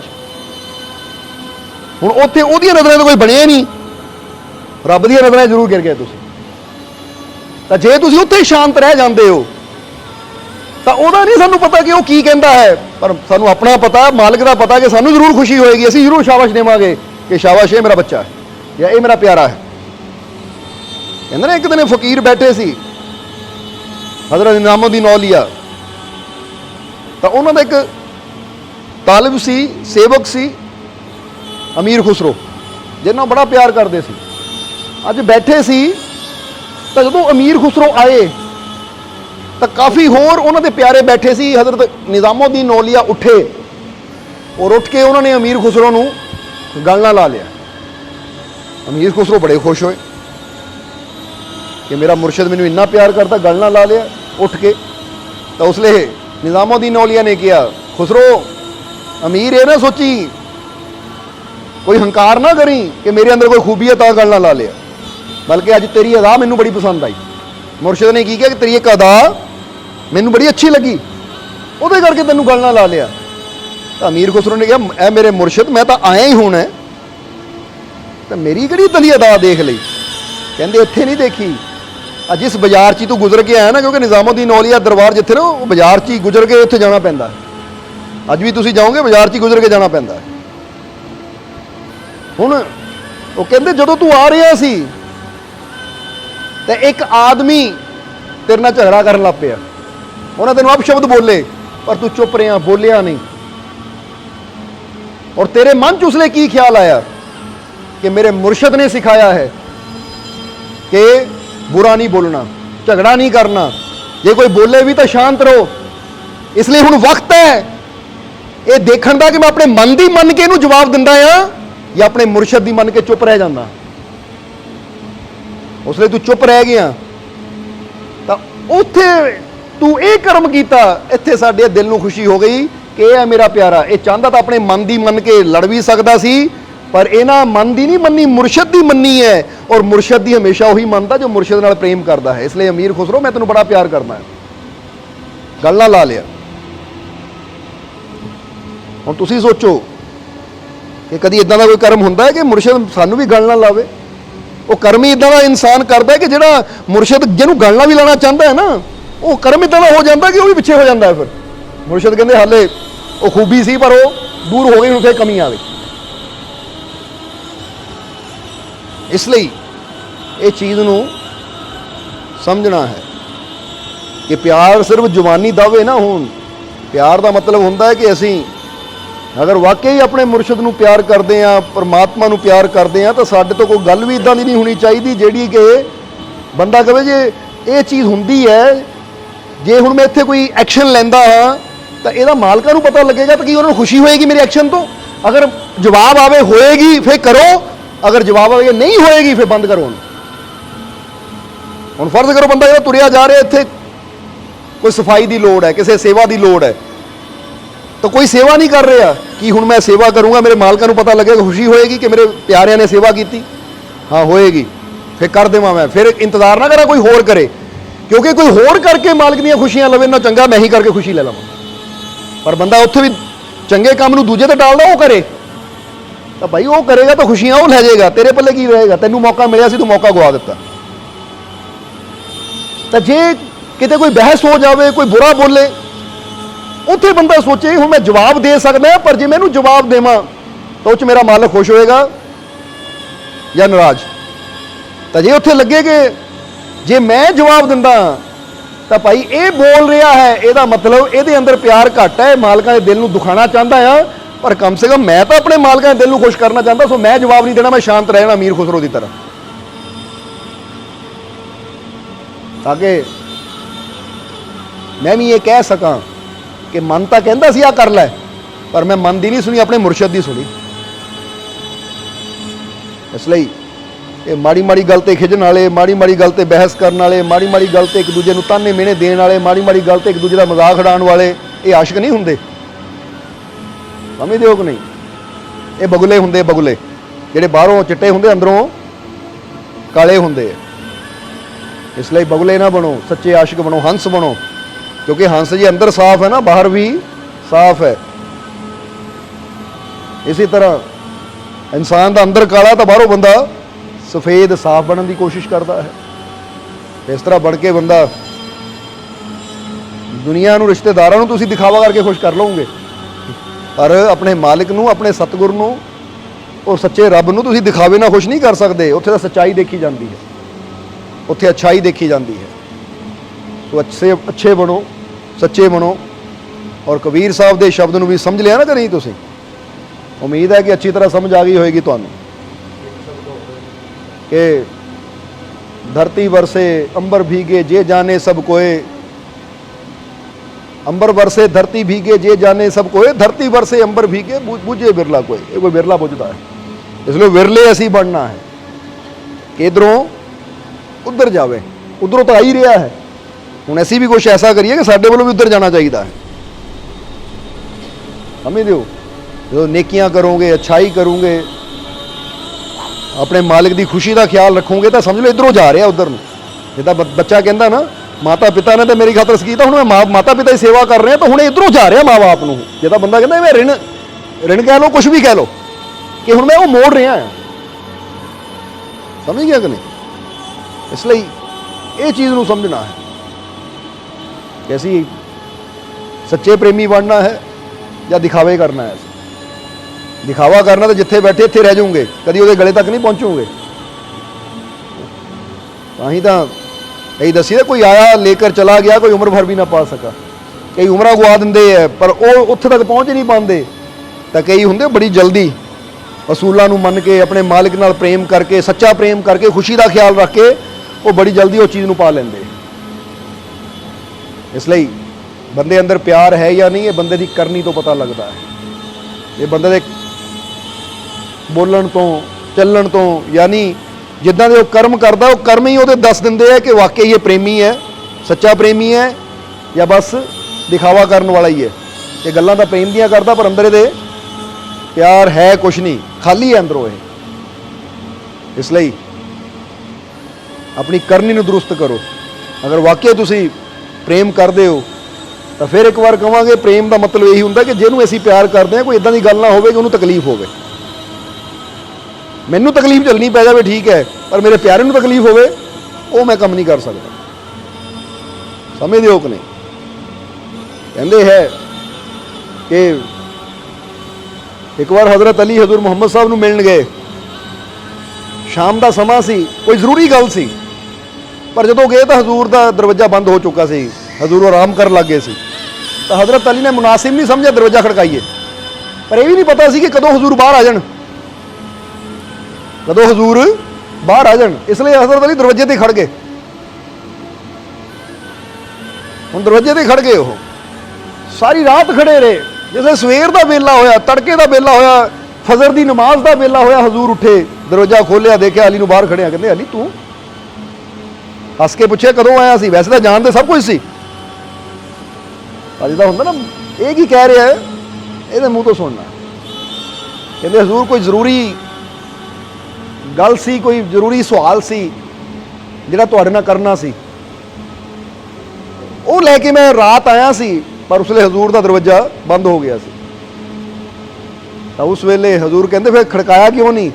ਕਹਿੰਦਾ ਜੀ ਅੰਦਰੋਂ ਦਿਲ ਨੇ, ਮਨ ਨੇ ਤੇ ਕਿਹਾ ਸੀ ਖੜਕਾ ਲੈ, ਦਸਤਕ ਦੇ ਦੇ ਦਰਵਾਜ਼ੇ ਤੇ, ਪਰ ਦਿਲ ਨੇ ਕਿਹਾ ਨਹੀਂ, ਜੇ ਮੇਰਾ ਮਹਿਬੂਬ ਆਰਾਮ ਕਰ ਰਿਹਾ ਹੋਏਗਾ ਤਾਂ ਤੇਰੀ ਦਸਤਕ ਨਾਲ ਉਹਦੇ ਆਰਾਮ 'ਚ ਖਲਲ ਪੈ ਜਾਏਗਾ। ਇਸ ਲਈ ਆਪਣੇ ਮਹਿਬੂਬ ਨੂੰ ਪਰੇਸ਼ਾਨ ਨਹੀਂ ਕਰਨਾ। ਸੋ ਇੰਤਜ਼ਾਰ ਕਰਨਾ ਜਦੋਂ ਦਰਵਾਜ਼ਾ ਖੁੱਲੇਗਾ। ਹਾਂ, ਇੱਕ ਤਾਂ ਦਿਨ ਦਾ ਟਾਈਮ ਹੁੰਦਾ ਹੈ, ਪਤਾ ਹੈ ਕਿ ਇਸ ਵੇਲੇ ਆਰਾਮ ਦਾ ਟਾਈਮ ਨਹੀਂ ਹੈ, ਜਾਂ ਬੈਠੇ ਉਹ ਗੱਲ ਹੋਰ ਹੁੰਦੀ ਹੈ, ਪਰ ਇੱਕ ਹੁੰਦਾ ਰਾਤ ਦਾ ਟਾਈਮ ਹੈ, ਪਤਾ ਕਿ ਇਹ ਆਰਾਮ ਦਾ ਵੇਲਾ ਹੈ, ਹੁਣ ਪਰੇਸ਼ਾਨ ਨਹੀਂ ਕਰਨਾ। ਹੁਣ ਹਜ਼ਰਤ ਅਲੀ ਆਪ, ਹਾਲਾਂਕਿ ਉਹਨਾਂ ਦੇ ਜਵਾਈ ਸੀ, ਉਹ ਨਹੀਂ ਤਾਂ ਜਵਾਈ ਭਾਈ ਤਾਂ ਕਹਿੰਦਾ ਮੇਰਾ ਤਾਂ ਲੈ ਵੀ ਲੈ, ਸਹੁਰੇ ਦੇ ਘਰ ਆਇਆ ਮੈਂ ਤਾਂ ਰੋਬ ਨਾ ਜਾਵਾਂ। ਜੇ ਤਾਂ ਜਵਾਈ ਜਾਂਦੇ ਨਾ ਰੋਬ ਨਾ, ਲਿਆਓ ਵੀ ਠੰਡਾ ਪਾਣੀ ਲਿਆਓ, ਚਾਹ ਲਿਆਓ, ਠੰਡਾ ਲਿਆਓ, ਜਵਾਈ ਆਇਆ ਤੁਹਾਡਾ ਹੈ, ਆਹ ਚੀਜ਼ ਬਣਾਓ, ਮਟਰ ਪਨੀਰ ਬਣਾਓ, ਇਹ ਬਣਾਓ। ਹੁਣ ਹਜ਼ਰਤ ਅਲੀ ਵੀ, ਪਰ ਉਹਨਾਂ ਨੇ ਉਹ ਰਿਸ਼ਤਾ ਦੁਨਿਆਵੀ ਨਹੀਂ ਰੱਖਿਆ ਸੀ, ਮੁਰਸ਼ਦ ਮੰਨਦੇ ਸੀ। ਮੁਰਸ਼ਦ ਨੂੰ ਤਕਲੀਫ ਨਹੀਂ ਹੋਣੀ ਚਾਹੀਦੀ। ਔਰ ਅਸੀਂ ਤਾਂ ਕਈ ਵਾਰ ਇਦਾਂ ਦੇ ਦੇਖੇ ਅਜੀਬ ਕਿ ਅਸੀਂ ਆਰਾਮ ਕਰਦੇ, ਰਾਤ ਦੇ 12:30 ਹੋਏ ਹੋਣੇ, ਉਹਨਾਂ ਨੂੰ ਪਰੇਸ਼ਾਨੀ ਆਉਂਦੀ, ਹੁਣੇ ਹੀ ਮਾਲਕਾਂ ਨੂੰ ਬੁਲਾਓ, ਹੁਣੇ ਹੀ ਦਰਵਾਜ਼ਾ ਖੜਕਾਓ, ਹੁਣੇ ਹੀ ਗੱਲ ਕਰਾਓ। ਇਹ ਪਿਆਰ ਹੈ? ਫਿਰ ਆਪਣੀ ਪਰੇਸ਼ਾਨੀ ਦੇਖ ਰਹੇ ਹੋ ਤਾਂ ਇਹ ਪਤਾ ਹੀ ਨਹੀਂ ਕਿ ਇਹਨੂੰ ਪਿਆਰ ਕਵਾਂਗੇ ਅਸੀਂ। ਹਜ਼ਰਤ ਅਲੀ ਦਾ ਪ੍ਰੇਮ, ਖੜੇ ਰਹੇ ਉੱਥੇ, ਬੈਠੇ ਵੀ ਨਹੀਂ, ਗਏ ਵੀ ਨਹੀਂ ਕਿਤੇ। ਇਹ ਤਾਂ ਬੰਦੇ ਵਾਸਤੇ ਅੱਧਾ ਘੰਟਾ ਖੜਨਾ ਹੀ ਬੜਾ ਔਖਾ ਹੋ ਜਾਂਦਾ ਹੈ। ਇੰਤਜ਼ਾਰ 'ਚ ਰਹੇ ਕਦੋਂ ਹਜ਼ੂਰ ਆਣਗੇ। ਜਦੋਂ ਹਜ਼ੂਰ ਆਏ ਤਾਂ ਹਜ਼ੂਰ ਨੇ ਜਦੋਂ ਹਜ਼ਰਤ ਅਲੀ ਨੂੰ ਦੇਖਿਆ, ਪੁੱਛਿਆ, ਦੱਸੀ ਗੱਲ, ਹਜ਼ੂਰ ਅੰਦਰੋਂ ਆਵਾਜ਼ ਨਹੀਂ ਆਈ ਕਿ ਆਪਣੇ ਮਹਿਬੂਬ ਨੂੰ ਤਕਲੀਫ ਦੇਵਾਂ। ਹਜ਼ਰਤ ਅਲੀ ਨੂੰ ਹਜ਼ੂਰ ਨੇ ਗੱਲ ਨਾਲ ਲਾ ਲਿਆ। ਕਹਿੰਦੇ ਅਲੀ ਇਹ ਤੇਰਾ ਇਸ਼ਕ ਹੈ, ਤੇਰੀ ਮੁਹੱਬਤ ਹੈ। ਤਾਂ ਹੀ ਤਾਂ ਇਸਲਾਮ ਦੇ ਅੰਦਰ ਹਜ਼ੂਰ ਮੁਹੰਮਦ ਤੋਂ ਬਾਅਦ ਹਜ਼ਰਤ ਅਲੀ ਨੂੰ ਰੁਤਬਾ ਦਿੱਤਾ ਜਾਂਦਾ ਹੈ। ਤਾਂ ਹੀ ਅਲੀ ਮੌਲਾ ਹੁੰਦੀ ਹੈ। ਨਹੀਂ ਤਾਂ ਹੋਏ ਤਾਂ ਹਜ਼ਰਤ ਅਬੂ ਬਕਰ ਵੀ ਖਲੀਫਾ ਹੋਏ ਹੈ, ਹਜ਼ਰਤ ਉਮਰੇ ਫਾਰੂਕ ਵੀ ਹੋਏ, ਉਸਮਾਨ ਗਨੀ ਵੀ ਹੋਏ, ਪਰ ਨਾਮ ਜ਼ਿਆਦਾ ਹਜ਼ੂਰ ਤੋਂ ਬਾਅਦ ਜਿੱਥੇ ਹੁੰਦਾ ਯਾ ਅਲੀ ਹੁੰਦਾ ਹੈ, ਹੱਕ ਅਲੀ ਹੁੰਦਾ ਹੈ। ਇਸ਼ਕ ਜ਼ਿਆਦਾ ਸੀ, ਮੁਹੱਬਤ ਸੀ, ਕਿਉਂਕਿ ਆਪਣੇ ਮਹਿਬੂਬ ਨੂੰ ਤਕਲੀਫ ਨਹੀਂ ਦੇਣਾ ਚਾਹੁੰਦੇ। ਉਹ ਕਹਿੰਦੇ ਤਾਂ ਹੀ ਤਾਂ ਹਜ਼ਰਤ ਅਲੀ ਨੇ ਇੰਨੀਆਂ ਤਕਲੀਫਾਂ ਝੱਲੀਆਂ, ਪਰ ਕਦੀ ਉਫ ਤੱਕ ਨਹੀਂ ਜ਼ੁਬਾਨ ਤੇ ਲਿਆਂਦੀ ਆਪਣੇ ਮਹਿਬੂਬ ਦੀ ਖਾਤਰ। ਕਦੀ ਮੌਕਾ ਮਿਲਿਆ ਤਾਂ ਦੱਸਾਂਗੇ ਵਿਸਤਾਰ ਨਾਲ। ਹੁਣ ਤਾਂ ਸਮਾਂ ਪੂਰਾ ਹੋ ਗਿਆ, ਇਸ ਲਈ ਜਿਹੜੇ ਆਸ਼ਿਕ ਹੁੰਦੇ ਹੈ ਉਹ ਇਹ ਦੇਖਦੇ ਹੈ ਕਿ ਜੇ ਮੇਰੇ ਪਿਆਰੇ ਨੂੰ ਇਹ 'ਚ ਖੁਸ਼ੀ ਹੈ ਨਾ, ਤਾਂ ਮੈਨੂੰ ਸਾਰੀ ਰਾਤ ਵੀ ਆ ਕੰਮ ਕਰਨਾ ਪੈਂਦਾ, ਮੈਂ ਕਰਨ ਨੂੰ ਤਿਆਰ ਹਾਂ, ਪਰ ਮੇਰਾ ਮਹਿਬੂਬ ਖੁਸ਼ ਚਾਹੀਦਾ ਹੈ। ਉਹਨੂੰ ਨਹੀਂ ਪ੍ਰੋਬਲਮ ਹੋਣੀ, ਪਰੇਸ਼ਾਨੀ ਨਹੀਂ ਹੋਣੀ ਚਾਹੀਦੀ। ਇਹ ਪਿਆਰ ਹੈ, ਇਹਨੂੰ ਕਹਿੰਦੇ ਮੁਹੱਬਤ। ਹੁਣ ਇੱਦਾਂ ਪਤਾ ਲੱਗਦਾ ਨਾ, ਤਾਂ ਅਲੀ ਜਾਂਦੇ ਦਰਵਾਜ਼ਾ ਖੜਾ, ਮੈਨੂੰ ਕੀ ਇਹ ਸੁੱਤੇ ਜਾਗਦੇ, ਮੈਂ ਤਾਂ ਗੱਲ ਕਰਕੇ ਆਉਣਾ, ਮੈਂ ਇੱਥੇ ਖੜਾ ਥੋੜੀ ਰਹਿਣਾ ਸਾਰੀ ਰਾਤ। ਹੁਣ ਕਈ ਵਾਰ ਦੇਖਿਆ ਕਿ ਜੀਵ ਇੰਨੇ ਜਲਦਬਾਜ਼ੀ ਚਾਹੁੰਦੇ ਹੋ, ਹਾਲੇ ਦਰਬਾਰ ਅੰਦਰ ਆਉਂਦੇ ਨਹੀਂ, ਮਾਲਕਾਂ ਨਾਲ ਹੁਣੀ ਗੱਲ ਕਰਾ ਦਿਓ, ਟਾਈਮ ਹੈ ਨਹੀਂ ਸਾਡੇ ਕੋਲ। ਤਾਂ ਮਾਲਕ ਵਿਹਲੇ ਬੈਠੇ ਆ ਭਾਈ, ਤੁਹਾਡੇ ਕੋਲ ਟਾਈਮ ਹੈ ਨਹੀਂ। ਦੱਸਣਾ ਕੀ ਚਾਹੁੰਦੇ ਆ, ਰਹਿੰਦੇ ਲੈਣਾ ਅਸੀਂ ਰਹਿਮਤਾਂ ਨੂੰ ਚਾਹੁੰਦੇ ਆ, ਤਾਂ ਸਬਰ ਸਾਡੇ ਅੰਦਰ ਹੈ ਹੀ ਨਹੀਂ, ਸ਼ੁਕਰ ਸਾਡੇ ਅੰਦਰ ਹੈ ਹੀ ਨਹੀਂ। ਜਲਦਬਾਜ਼ੀ ਇੰਨੀ ਕਰਦੇ ਆ ਅਸੀਂ, ਕਾਹਲੀ ਇੰਨੀ ਕਰਦੇ ਆ। ਓਏ ਔਰ ਪੰਜਾਬੀ 'ਚ ਕਹਾਵਤ ਵੀ ਹੈ, ਕਾਹਲੀ ਅੱਗੇ ਟੋਏ। ਜਿਹੜਾ ਕਾਹਲੀ ਕਰਦਾ ਡਿੱਗਦਾ ਵੀ ਮੂੰਹ ਹੈ ਫਿਰ ਉਹ, ਕਿਉਂਕਿ ਇਹ ਕਾਹਲੀ ਤੁਰੀਏ, ਠੋਕਰਾਂ ਲੱਗਦੀਆਂ ਹੈ। ਆਰਾਮ ਨਾਲ ਬੰਦਾ ਤੁਰੇ ਤਾਂ ਜੇ ਰਸਤੇ ਰੁਕਾਵਟ ਹੁੰਦੀ ਵੀ ਹੈ ਤਾਂ ਉਹ ਵੀ ਬੰਦਾ ਆਰਾਮ ਨਾਲ ਨਿਕਲ ਜਾਂਦਾ ਹੈ। ਤਾਂ ਕਾਹਲੀ 'ਚ ਤਾਂ ਸਾਹਮਣੇ ਪਈ ਚੀਜ਼ ਹੀ ਬੰਦੇ ਨੂੰ ਨਜ਼ਰ ਨਹੀਂ ਆਉਂਦੀ, ਉਹ 'ਚ ਫਸ ਕੇ ਬੰਦਾ ਡਿੱਗਦਾ ਫਿਰਦਾ ਹੈ। ਇਸ ਲਈ ਜਲਦਬਾਜ਼ੀ ਨਾ ਕਰੋ, ਸ਼ੁਕਰ ਕਰੋ ਔਰ ਸੱਚੇ ਆਸ਼ਿਕ ਬਣੋ। ਔਰ ਸੱਚੇ ਆਸ਼ਿਕ ਕਰਨੀ ਤੋਂ ਬਣਦੇ ਆ, ਆਪਣੇ ਕਰਮ ਤੋਂ ਬਣਦੇ ਆ, ਕਰਕੇ ਦਿਖਾਉਂਦੇ ਹੈ ਕਿ ਮੈਂ ਆਪਣੇ ਮਹਿਬੂਬ ਦੀ ਖਾਤਰ ਕੀ ਕਰ ਸਕਦਾ। ਇਸ ਲਈ ਸੋਚੋ ਕਿ ਉਹ ਮਾਲਿਕ, ਉਹ ਪਰਮਾਤਮਾ, ਉਹ ਪ੍ਰਭੂ ਤਾਂ ਸਾਡੀ ਖਾਤਰ ਸਭ ਕੁਝ ਕਰਦਾ ਆ ਗਿਆ, ਕਰ ਰਿਹਾ ਹੈ। ਹੁਣ ਬਾਰੀ ਸਾਡੀ, ਐਸੀ ਕੀ ਉਹਦੀ ਖਾਤਰ ਕਰ ਸਕਦੇ ਹਾਂ, ਐਸੀ ਕੀ ਖੁਸ਼ੀ ਦੇ ਸਕਦੇ ਹਾਂ। ਇਹਨੂੰ ਕਹਿੰਦੇ ਹੈ ਅੰਬਰ ਵਰਸੇ ਧਰਤੀ ਭੀਗੇ, ਜੇ ਜਾਣੇ ਸਭ ਕੋਏ, ਧਰਤੀ ਵਰਸੇ ਅੰਬਰ ਭੀਗੇ, ਬੂਝੇ ਵਿਰਲਾ ਕੋਏ। ਚਲੋ ਫਿਰ ਹੁਣ ਟਾਈਮ ਹੋ ਗਿਆ, ਜੈ ਮਾਲਕਾਂ ਦੀ। ਠੀਕ ਹੈ।